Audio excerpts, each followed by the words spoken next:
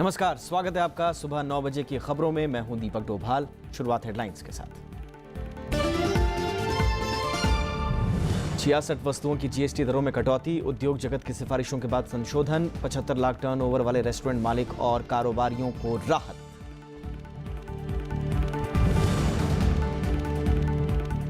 महाराष्ट्र सरकार का किसानों की कर्ज माफी का ऐलान, कांग्रेस ने की सरकारी आदेश जारी करने की मांग, किसान संगठनों ने अस्थायी तौर पर टाला आंदोलन।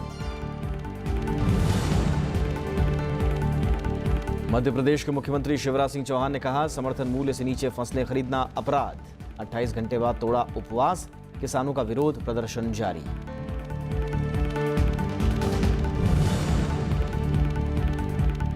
नवाज शरीफ की बढ़ी मुश्किलें, पनामा गेट मामले में संयुक्त जांच दल ने 15 जून को किया तलब, सारे दस्तावेजों समेत आने को कहा।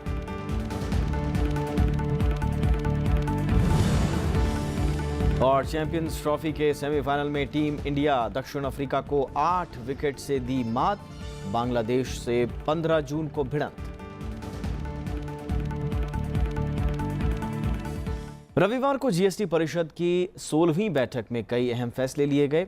वित्त मंत्री अरुण जेटली की अध्यक्षता में हुई इस बैठक में 133 वस्तुओं और सेवाओं पर लगाए गए टैक्स की दरों को लेकर चर्चा हुई। परिषद में कई वस्तुओं के टैक्स स्लैब में बदलाव पर भी सहमति बनी है।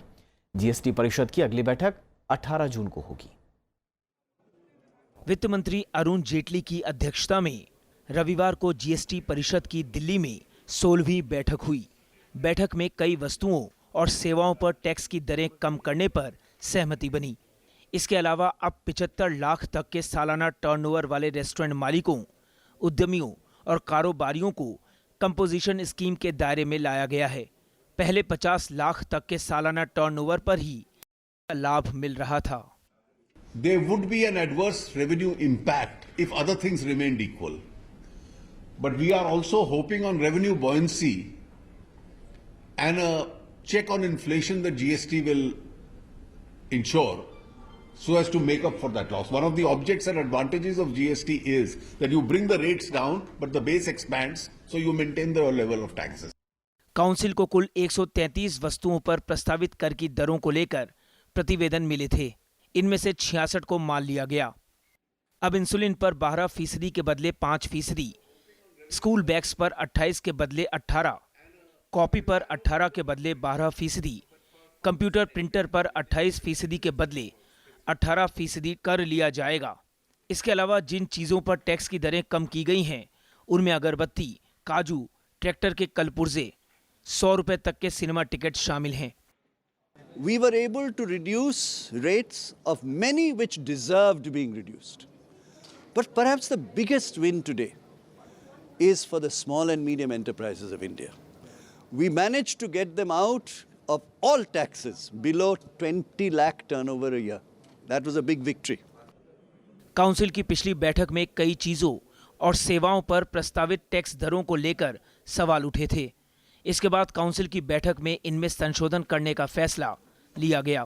1 जुलाई से जीएसटी देश भर में लागू होना है। प्रणव गोस्वामी, राज्यसभा टीवी। और इस बीच वित्त मंत्री अरुण जेटली डूबे ऋण के मुद्दे पर विचार के लिए आज सार्वजनिक क्षेत्र के बैंक प्रमुखों से मिलेंगे। वित्त मंत्री सभी सरकारी बैंकों के वित्तीय कामकाज की समीक्षा भी करेंगे। बैठक में डूबे ऋण की वसूली में तेजी लाने के लिए किए गए उपायों पर विचार किया जाएगा। बैंकों में एनपीए की कुल रकम 6 लाख करोड़ रुपए से ज्यादा हो गई है। बैठक में सरकारी बैंकों के फंसे ऋण के जोखिम के अलावा स्टैंड अप इंडिया और मुद्रा योजना की स्थिति पर भी मुख्य रूप से चर्चा होगी। वित्तीय समावेशन पर विचार के अलावा प्रधानमंत्री जीवन ज्योति बीमा योजना, प्रधानमंत्री सुरक्षा बीमा योजना, अटल बीमा योजना की भी समीक्षा की जाएगी। मध्य प्रदेश में शांति बहाली के लिए उपवास पर बैठे मुख्यमंत्री शिवराज सिंह चौहान ने रविवार को अपना उपवास तोड़ दिया। इस मौके पर उन्होंने हिंसा फैलाने पर असामाजिक तत्वों को जिम्मेदार ठहराया। उनके खिलाफ ठोस कार्रवाई करने की भी शिवराज सिंह चौहान ने बात कही। मध्य प्रदेश में किसानों के आंदोलन को शांत करने के लिए उपवास पर बैठे मुख्यमंत्री शिवराज सिंह चौहान ने रविवार को अपना उपवास खत्म कर दिया। इस मौके पर मुख्यमंत्री ने दावा किया कि वो किसानों के कल्याण के लिए प्रतिबद्ध हैं। उन्होंने कहा कि एमएसपी से कम पर किसानों से खरीदारी करना अपराध है। उन्होंने राज्य में जारी हिंसा के लिए कांग्रेस की भूमिका पर भी सवाल उठाए। मैं मूल्य स्थिरीकरण कोष बना रहा हूं 1000 करोड़ रुपए की लागत से। मूल्य स्थिरीकरण कोष मतलब ये कोष क्या करेगा? दाम अगर गिर गए तो दाम को थामने की कोशिश करेगा, सरकार हस्तक्षेप करेगी। इस बीच कांग्रेस नेता ज्योतिरादित्य सिंधिया ने 14 जून से 72 घंटे का सत्याग्रह करने का ऐलान किया है। राष्ट्रीय किसान महासंघ ने भी 16 जून को देश भर में रेल और राजमार्ग जाम करने की चेतावनी दी है। इधर प्रशासन ने स्वराज अभियान के नेता योगेंद्र यादव, सामाजिक कार्यकर्ता मेधा पटकर और स्वामी अग्निवेश को मंदसौर में दाखिल होने से रोक दिया। किस कानून को तोड़ने के लिए हमें गिरफ्तार किया गया है? कोई कर्फ्यू है नहीं, 144 का उल्लंघन हम कर नहीं रहे थे। हमने 4-4 लोगों की टुकड़ी बनाई थी। हम इसके लिए भी तैयार हो गए थे कि अगर एक व्यक्ति को भेजना चाहें तो एक व्यक्ति चला जाएगा। हमने कहा आदेश दिखाइए, आदेश दिखा नहीं दे रहे। ये कैसा लोकतंत्र है? 6 जून को मंदसौर में किसान आंदोलन के दौरान प्रदर्शनकारियों पर पुलिस फायरिंग में 5 किसानों की मौत हो गई थी। किसान अपनी उपज का सही मूल्य दिलाए जाने और कर्ज माफी समेत करीब 20 मांगों को लेकर आंदोलन पर हैं। उपवास और सत्याग्रह, राजनीतिक आरोप और प्रत्यारोप के बीच कानून और व्यवस्था की स्थिति मध्य प्रदेश में सामान्य हो रही है, लेकिन किसान नेताओं का मानना है कि आज भी उनके मुद्दों पर सरकार की तरफ से कोई सकारात्मक पहल नहीं की गई है। इसलिए फिलहाल ये आंदोलन जारी रहेगा और उम्मीद है कि जल्द ही सरकार कुछ अहम फैसले किसानों के हित में करेगी। मंदसौर से कैमरा पर्सन संजय कुमार के साथ रविंद्र सिंह शोराण, राज्यसभा टीवी। रविंद्र सिंह शोराण इस वक्त हमारे साथ जुड़ चुके हैं। रविंद्र, उपवास खत्म किया है, मुख्यमंत्री ने कुछ मांगे मानने की बात कही है, लेकिन क्या साफ किया है कि एग्जैक्टली कौन कौन सी मांगे हैं जो मानी जाएंगी किसानों की?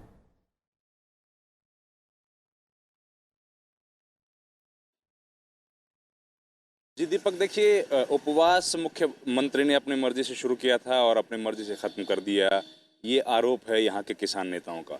उनका कहना है कि ये उपवास किसानों के किसी भी समस्या का समाधान लेकर के नहीं आया है और जिस तरह से उन्होंने उपवास खत्म करने की घोषणा की है, उसके बाद एक कमेटी गठित की जाएगी किसानों की जो तमाम समस्याएं हैं उनको ध्यान में रखते हुए। लेकिन किसान नेताओं का मानना है कि किसानों की समस्या जग जाहिर है। पिछले लंबे अरसे से वो लोग एजिटेशन कर रहे हैं, लगातार अलग अलग मंचों से अपनी बात कह चुके हैं। स्वामीनाथन आयोग की रिपोर्ट जो है उसको लागू करने की सबसे बड़ी समस्या है। तो ये अभी तक सरकार की तरफ से कोई सकारात्मक पहल किसान नेताओं को यहाँ पर दिखाई नहीं दे रही है और ये जो गैप बन गया है किसानों और सरकार के बीच, उस गैप की वजह से भी यहाँ काफ़ी तकलीफ आ रही है। सरकार अभी तक रीच आउट नहीं कर पा रही है किसानों तक। जो किसान यहाँ पर मारे गए हैं उनके पास अभी तक किसी भी तरह के सरकारी तौर पर कोई नेता या मुख्यमंत्री की तरफ से कोई नहीं पहुंचा है। तो ये सब यहाँ पे डिसग्रंटल्ड फार्मर्स जो हैं वो लगातार यही कह रहे हैं कि जब तक स्वामीनाथन आयोग की रिपोर्ट को पूर्ण रूप से यहाँ पर लागू नहीं किया जाएगा तब तक तमाम दूसरी घोषणाएं जो हैं वो बेमानी है और किसानों को किसी भी तरह का फिलहाल राहत जो है वो नहीं मिल पा रही है। आगे बढ़ते हैं। महाराष्ट्र सरकार ने किसानों की कर्ज माफी का ऐलान किया है। इसके लिए पैनल का गठन भी कर दिया गया है। सरकार के कर्ज माफी के आश्वासन के बाद किसान संगठनों ने अस्थायी तौर पर हड़ताल वापस लेने का ऐलान किया है। मजदूर संगठनों ने सरकार से 25 जुलाई तक का वादा पूरा करने को कहा है। ऐसा नहीं होने पर फिर से आंदोलन की चेतावनी भी दी है। महाराष्ट्र सरकार ने किसानों का कर्ज माफ करने का फैसला लिया है। इसके लिए कमेटी का गठन भी किया गया है जो कर्ज माफी को लागू करने के लिए प्रारूप तैयार करेगा। कर्ज माफी की शर्तों और ब्यौरे को एक संयुक्त समिति अंतिम रूप देगी, जिसमें सरकारी अधिकारी और किसानों के प्रतिनिधि शामिल होंगे। राजस्व मंत्री चंद्रकांत पाटिल के मुताबिक लघु और सीमांत किसानों की कर्ज माफी तुरंत प्रभाव से लागू हो गई है। आज सरकार ने सारे किसानों की कर्ज माफी कुछ निकषों के आधार पर तत्वता मान्य की। निकष तय करने के लिए एक समिति का निर्माण होगा जिसमें किसान संगठन के नेता भी रहेंगे और सरकार के नेता भी रहेंगे और उस समिति के निकषों के सहमति के बाद वो कर्ज माफी मान्य होगी। सरकार के इस फैसले के बाद कुछ किसान नेताओं ने फिलहाल प्रदर्शन न करने का फैसला लिया है।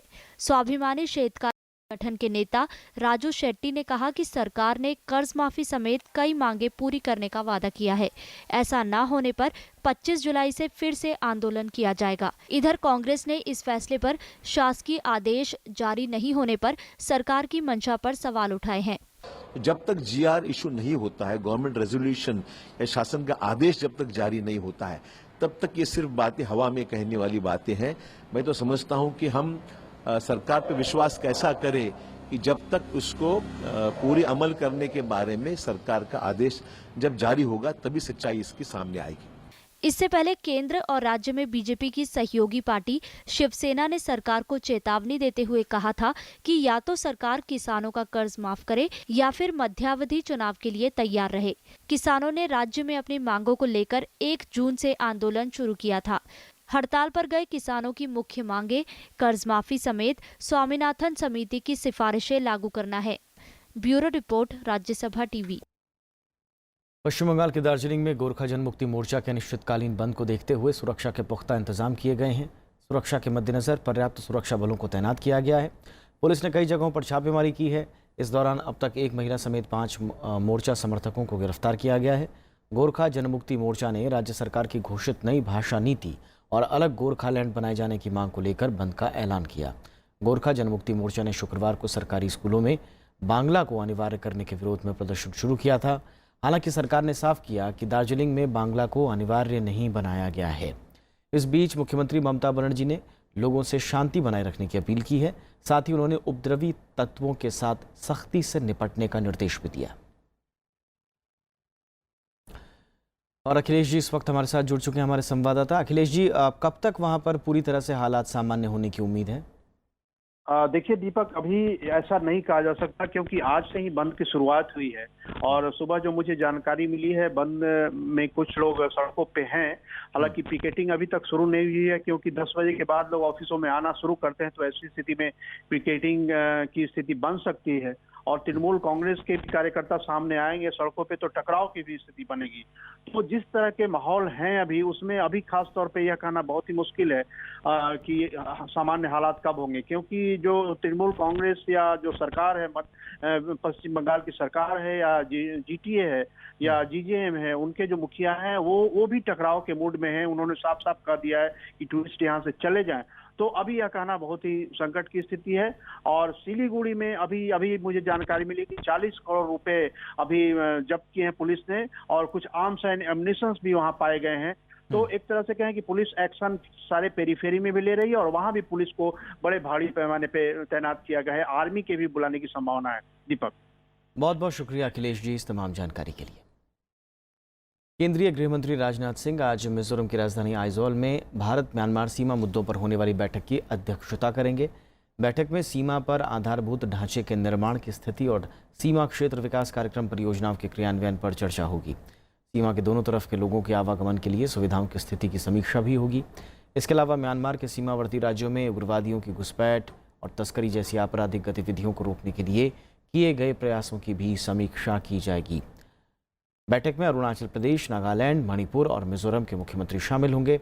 इनके साथ ही संबंधित राज्यों के मुख्य सचिव, पुलिस महानिदेशक और असम राइफल्स के महानिदेशक और वरिष्ठ अधिकारी भी मौजूद रहेंगे। एक छोटा सा ब्रेक, जल्द हाजिर होते हैं।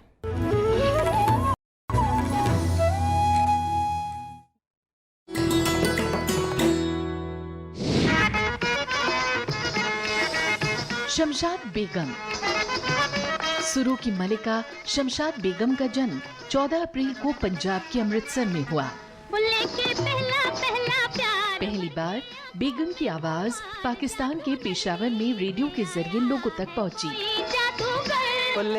संगीतकार नौशाद और ओपी नैयर ने उनकी आवाज को खास तौर से तराशा। 50, 60 और 70 के दशक में संगीतकारों की बनी वो पहली पसंद।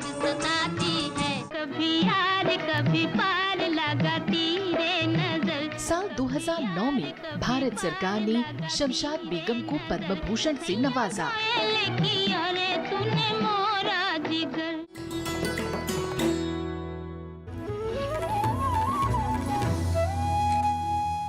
केंद्र सरकार ने गरीबों तक मुफ्त कानूनी सहायता पहुंचाने के लिए दूरस्थ विधिक सेवा यानी टेली लॉ शुरू किया है। इसके तहत ग्रामीण क्षेत्रों में पिछड़े समुदायों और अन्य लोगों को वीडियो कॉन्फ्रेंसिंग के जरिए कानूनी सहायता उपलब्ध कराई जाएगी। विधि और न्याय मंत्रालय, इलेक्ट्रॉनिकी और सूचना प्रौद्योगिकी मंत्रालय के सहयोग से देश भर की पंचायतों में मौजूद सामान्य सेवा केंद्र के माध्यम से कानूनी सहायता प्रदान किया जाएगा। राष्ट्रीय विधि सेवा प्राधिकरण शुरुआती तौर पर उत्तर प्रदेश और बिहार के 500 सार्वजनिक सेवा केंद्रों पर मुफ्त कानूनी सलाह उपलब्ध कराएगा और इसकी जिम्मेदारी राज्यों की राजधानी में मौजूद वकीलों के एक समूह को सौंपी जाएगी। अटॉर्नी जनरल मुकुल रोहतगी सरकार के साथ अपने कार्यकाल को आगे नहीं बढ़ाना चाहते। उन्होंने इस बारे में केंद्र सरकार को पिछले महीने चिट्ठी लिखी थी। उन्होंने कहा कि वे देश के शीर्ष विधि अधिकारी के पद पर दोबारा नियुक्ति नहीं चाहते और अपनी निजी प्रैक्टिस शुरू करने के इच्छुक हैं। मुकुल रोहतगी इस पद को 3 साल से संभाल रहे थे। इस दौरान उन्होंने उच्च न्यायपालिका में न्यायाधीशों की नियुक्ति से जुड़े NJAC अधिनियम को चुनौती जैसे कई विवादित मुद्दे संभाले। हाल ही में उन्होंने 3 तलाक के मुद्दे पर भी सुप्रीम कोर्ट में सहायता दी। हालांकि मामला अभी भी कोर्ट में है। इसके अलावा उन्होंने नोटबंदी के मसले पर भी अदालत में सरकार का पक्ष रखा था। इस महीने की शुरुआत में मंत्रिमंडल की नियुक्ति समिति ने अगले आदेश तक उनका कार्यकाल बढ़ा दिया था। मुकुल रोहतगी के अलावा 2 अन्य अतिरिक्त सॉलिसिटर जनरल ने भी कार्यकाल नहीं बढ़ाए जाने का अनुरोध किया है। तमिलनाडु के पूर्व मुख्यमंत्री ओ पनीरसेल्वम ने मुख्यमंत्री के पलानीस्वामी के नेतृत्व वाले अन्ना द्रमुक अम्मा कैंप के साथ विलय वार्ता के लिए गठित पैनल को भंग कर दिया है। अप्रैल में बनाए गए इस पैनल में 7 सदस्यों को शामिल किया गया था। पनीरसेल्वम ने पार्टी पदाधिकारियों की बैठक में पैनल को भंग किए जाने की घोषणा की। पार्टी के वरिष्ठ नेताओं ने पूर्व मुख्यमंत्री से इस मामले में तुरंत फैसला लेने को कहा था, जिसके बाद ये ऐलान किया गया। इस दौरान पनीरसेल्वम ने कहा कि विपक्षी कैंप की तरफ से कई तरह के गैर जिम्मेदाराना बयान दिए जा रहे हैं, जिन्हें काफी बर्दाश्त किया जा चुका है। उपराष्ट्रपति मोहम्मद हामिद अंसारी आज केरल और कर्नाटक का दौरा करेंगे। केरल में उपराष्ट्रपति विकलांग प्रबंधन के लिए व्यापक परियोजना अनुयात्रा का उद्घाटन करेंगे, जबकि कर्नाटक में उनकी मौजूदगी में कांग्रेस के मुखपत्र नेशनल हेराल्ड के स्मारक संस्करण को लॉन्च किया जाएगा। इस मौके पर कांग्रेस उपाध्यक्ष राहुल गांधी भी मौजूद रहेंगे। कांग्रेस उपाध्यक्ष प्रदेश में अगले साल होने वाले विधानसभा चुनाव के मद्देनजर बेंगलुरु में प्रदेश कांग्रेस समिति के सदस्यों के साथ बैठक भी करेंगे। रविवार को घाटी में सुरक्षा बलों को अलग अलग जगह निशाना बनाया गया। इन हमलों में CRPF और जम्मू कश्मीर पुलिस के 3 जवान घायल हुए हैं। हमलावरों को पकड़ने के लिए इलाके में पुलिस और अर्धसैनिक बलों ने अभियान चलाया है। इसके अलावा सीमा पार से संघर्ष विराम का उल्लंघन किया गया। वहीं कृष्णा घाटी सेक्टर में भी आज सुबह सीज फायर उल्लंघन किए जाने की खबरें हैं। जम्मू कश्मीर में रविवार रात CRPF के बंकर को निशाना बनाए जाने से सुरक्षा बलों के 3 जवान घायल हो गए। श्रीनगर के सर्राफ कदल में कल रात करीब 10:15 बजे कुछ लोगों की भीड़ इकट्ठा हुई और इलाके में सुरक्षा के लिए तैनात जवानों पर पथराव करने लगी। इसी दौरान एक शख्स ने जवानों के बंकर पर ग्रेनेड से हमला कर दिया। धमाके में CRPF के 2 और पुलिस बल का 1 जवान जख्मी हो गया। घटना के बाद हमलावर मौके से फरार हो गए। दूसरी तरफ दक्षिण कश्मीर के शोपियां में भी आतंकियों ने पुलिस के कैंप पर हमला किया। जैनपोरा शोपियां के इमाम साहिब इलाके में मौजूद जम्मू कश्मीर पुलिस के विशेष अभियान दल के कैंप पर रविवार को आतंकियों ने गोलीबारी शुरू कर दी। जवाबी कार्रवाई के बाद आतंकी मौके से भाग निकले। गोलीबारी में स्पेशल ऑपरेशन ग्रुप के अधिकारी खुर्शीद अहमद घायल हो गए।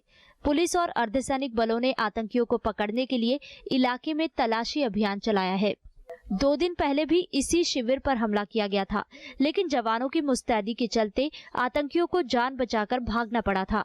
इसके अलावा जम्मू कश्मीर के राजौरी और सांबा जिले में नियंत्रण रेखा और अंतर्राष्ट्रीय सीमा के पास पाकिस्तानी सैनिकों ने भारत की अग्रिम चौकियों को निशाना बनाया। सीमा पार से गोलीबारी की गई और मोर्टार के गोले भी दागे गए, जिसका भारतीय सेना ने माकूल जवाब दिया। Bureau report, Rajya Sabha TV. विदेश मंत्री सुषमा स्वराज ने रविवार को कैलाश मानसरोवर यात्रा के लिए तीर्थयात्रियों के पहले जत्थे को हरी झंडी दिखाकर रवाना किया।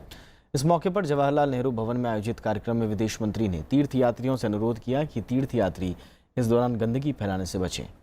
उन्होंने कहा कि इस पवित्र यात्रा के दौरान कैलाश मानसरोवर के मार्ग को दूषित नहीं किया जाए।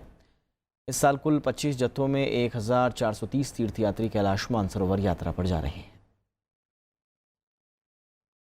कि मुझे लगता है कि आप बहुत ही सफल सुखद यात्रा करके आए, आनंद भी प्राप्त करें और आशीर्वाद भी प्राप्त करें, यही कहते हुए आपके जत्थे को रवाना करती हूं। गोवा में ग्राम पंचायत चुनाव के लिए रविवार को करीब 80% मतदान हुआ। 186 ग्राम पंचायतों का चुनाव शांतिपूर्ण रहा। 1522 वार्डों के लिए लोगों ने वोट डाले। इसके लिए सुरक्षा के पुख्ता इंतजाम किए गए थे। लोगों ने बढ़ चढ़कर अपने मताधिकार का इस्तेमाल किया।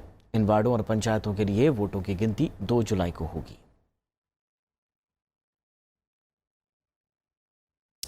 पनामा गेट मामले में पाकिस्तान के प्रधानमंत्री नवाज शरीफ को संयुक्त जांच दल ने 15 जून को तलब किया है।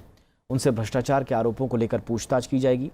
नवाज शरीफ पहले ऐसे प्रधानमंत्री होंगे जो हाई प्रोफाइल आपराधिक मामलों की जांच कर रहे दल के सामने पेश होंगे। जीआईटी प्रमुख वाजिद जिया ने शनिवार को नवाज शरीफ को चिट्ठी लिखकर 6 सदस्यीय जांच दल के सामने सारे दस्तावेजों समेत आने को कहा था। पाकिस्तानी प्रधानमंत्री के कजाकिस्तान दौरे के बाद उन्हें यह सम्मन जारी किया गया है। दरअसल हाल ही में वो शंघाई सहयोग संगठन सम्मेलन की बैठक में हिस्सा लेकर लौटे हैं। पाकिस्तानी सुप्रीम कोर्ट ने 5 मई को शरीफ परिवार की लंदन में संपत्ति की जांच के लिए संयुक्त जांच दल का गठन किया था। इस दल को 60 दिन के अंदर अपनी रिपोर्ट सौंपनी है। पिछले महीने ही प्रधानमंत्री नवाज शरीफ के बेटे हुसैन और हसन से पूछताछ भी की गई थी। ब्रिटेन की प्रधानमंत्री टेरेजा मे ने रविवार को अपने नए मंत्रिमंडल का गठन कर दिया। उन्होंने अपने करीबी सहयोगी डोमियन ग्रीन को अपना प्रथम सेक्रेटरी ऑफ स्टेट नियुक्त किया है, जबकि भारतीय मूल की प्रीति पटेल कैबिनेट मंत्री बनी रहेंगी। साथ ही नई सरकार में अंतर्राष्ट्रीय विकास के लिए सेक्रेटरी ऑफ स्टेट का प्रभार वही संभालेंगी, जो ब्रेक्जिट की कामयाबी में काफ़ी मदद करेगा। आम चुनाव के नतीजों से त्रिशंकु संसद उभरने के बाद थेरेसा मे की कंजर्वेटिव पार्टी ने डेमोक्रेटिक यूनियनिस्ट पार्टी यानी DUP के समर्थन से सरकार बनाने का दावा पेश किया था। हालांकि इसे औपचारिक गठबंधन नहीं माना जाएगा। फिर से सरकार बनाने का दावा करने के बावजूद ब्रिटिश प्रधानमंत्री टेरेसा मे की मुश्किलें कम होती नहीं दिख रही हैं। चुनाव में उम्मीद के मुताबिक नतीजे न मिलने की वजह से सत्ताधारी कंजर्वेटिव पार्टी में असंतोष साफ नजर आ रहा है। हालांकि पार्टी ने कहा है कि फिलहाल टेरेसा मे प्रधानमंत्री बनी रहेंगी। She is our elected leader, and I think you'll find the parliamentary party, when it meets in the early part of next week, the parliamentary party will rally behind her and give her support in what is now a different situation, a minority government, but working in harness with the DUP. मुख्य विपक्षी दल labour party ने कहा है कि संसद में बहुमत खोने से अब टेरेसा मे का पद पर बने रहना ठीक नहीं है। लेबर पार्टी नेता जेरेमी कॉर्बिन ने कहा कि देश में एक और मध्यावधि चुनाव से इनकार नहीं किया जा सकता। Look, we have a chaotic situation with a government that sought re-election on the basis of wanting a bigger mandate and a bigger majority to bring stability to British politics. And what have we got? A minority government relying on the DUP to try and get business through the House of Commons when they have no agreed position, as far as I can work out, on most issues. It seems to me chaotic. इस बीच Ireland ने कहा है कि Brexit पर उल्टी गिनती शुरू हो चुकी है और आयरलैंड इस पर जल्द से जल्द फैसला चाहता है। Well, I'm conscious of the fact that this clock is ticking. We're a year now since the referendum. We lost some time over the last 7 weeks during the general election campaign. Europe is ready to start these negotiations. Ireland is ready to sit with our 26 EU colleagues and commence the negotiations, because uncertainty is the enemy of stability and uncertainty is the enemy of business. दरअसल British संसद का कार्यकाल तकरीबन 3 साल का बाकी था जब टेरेसा मे ने मध्यावधि चुनाव का फैसला किया। हालांकि कंजर्वेटिव पार्टी को तब बहुमत हासिल था, लेकिन टेरेसा मे ने ब्रेक्जिट वार्ता के लिए और मजबूत सरकार का नारा देते हुए चुनाव का ऐलान कर दिया। चुनाव में किसी भी दल को बहुमत नहीं मिला है। Bureau report, Rajya Sabha TV. France के राष्ट्रपति इमैनुअल मैक्रों की पार्टी संसदीय चुनाव के पहले चरण में भारी जीत की ओर है। ताज़ा रुझानों के मुताबिक Republican on the move party ने अब तक 32% से ज़्यादा वोट हासिल कर लिए हैं। ऐसे में मैक्रों की पार्टी को 577 सदस्यीय नेशनल असेंबली में 400 से ज़्यादा सीटें मिल सकती हैं। संसदीय चुनावों के दूसरे चरण का मतदान अगले रविवार को होगा। संसद में पूर्ण बहुमत मिलने के बाद ही मैक्रों आर्थिक सुधार और सामाजिक क्षेत्र में निवेश की दिशा में कदम बढ़ा सकेंगे। टीम इंडिया चैंपियंस ट्रॉफी के सेमीफाइनल में पहुंच गई है। कल ओवल में हुए मुकाबले में उसने साउथ अफ्रीका को 8 विकेट से हरा दिया। Jasprit Bumrah man of the match बने। भारत का सेमीफाइनल बांग्लादेश से 15 जून को होगा। टीम इंडिया के जीतने के बाद देश भर में जश्न का माहौल है। रविवार को चैंपियंस ट्रॉफी में भारतीय टीम ने दक्षिण अफ्रीका को 8 विकेट से करारी शिकस्त दी।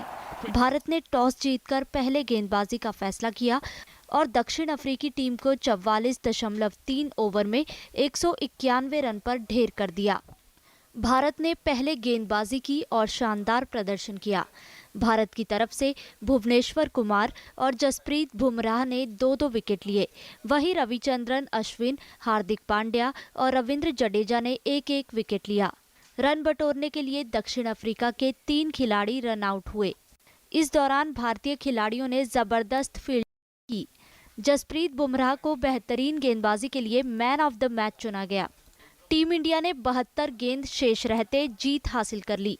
भारत की तरफ से रोहित शर्मा 12 रन बनाकर आउट हो गए, जबकि शिखर धवन ने 78 रन, कप्तान कोहली ने नाबाद 76 रन और युवराज सिंह ने नाबाद 23 रन बनाए। दक्षिण अफ्रीकी गेंदबाज कुछ खास कमाल नहीं कर पाए और भारतीय टीम ने आसान जीत दर्ज कर ली। इसी के साथ भारतीय टीम चैंपियंस ट्रॉफी के सेमीफाइनल में पहुंचने में कामयाब रही। Bureau report, Rajya Sabha TV. और अब बात टेनिस की। राफेल नडाल ने फ्रेंच ओपन टेनिस टूर्नामेंट का खिताब जीत लिया है। रविवार को स्विट्जरलैंड के स्टान वावरिंका को एक तरफा फाइनल में आसानी से हराकर रिकॉर्ड 10वीं बार फ्रेंच ओपन टेनिस टूर्नामेंट का पुरुष एकल खिताब उन्होंने जीता। स्पेनिश खिलाड़ी नडाल ने वावरिंका को 6-2, 6-3, 6-1 से हरा दिया और इस तरह से दुनिया के पहले पुरुष खिलाड़ी बने जिन्होंने एक ही टूर्नामेंट को रिकॉर्ड 10 बार जीता हो। अपना 22वां ग्रैंड स्लैम फाइनल खेल रहे नडाल ने फ्रेंच ओपन में तीसरी बार बिना सेट गंवाए खिताब जीता। फाइनल में नडाल और वावरिंका आमने सामने थे, लेकिन स्पेनिश खिलाड़ी ने शुरू से ही अपना दबदबा बनाए रखा और आखिरकार जीत हासिल की।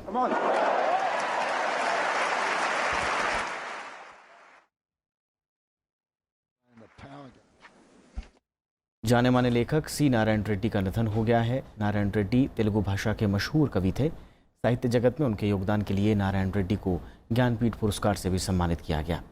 5 दशकों से भी ज़्यादा समय तक काव्य रचना से जुड़े रहे नारायण रेड्डी 40 से ज़्यादा कृतियाँ उनकी प्रकाशित हुईं।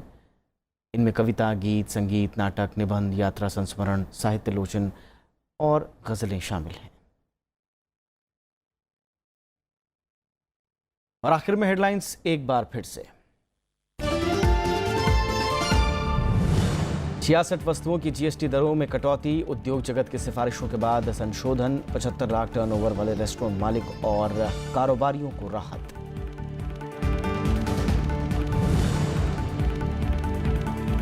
महाराष्ट्र सरकार का किसानों के कर्ज माफी का ऐलान, कांग्रेस ने की सरकारी आदेश जारी करने की मांग, किसान संगठनों ने अस्थायी तौर पर टाला आंदोलन।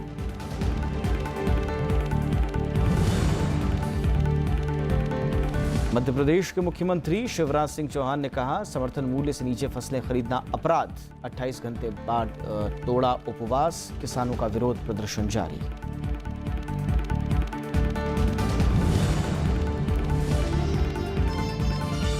नवाज शरीफ की बढ़ी मुश्किलें, पनामा गेट मामले में संयुक्त जांच दल ने 15 जून को किया तलब, सारे दस्तावेजों समेत आने को कहा।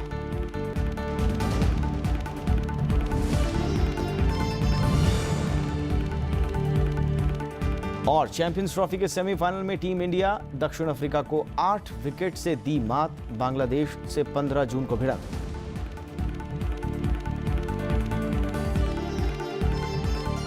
फिलहाल खबरों में इतना ही, लेकिन आगे आप देखिए मीडिया मंथन। नमस्कार।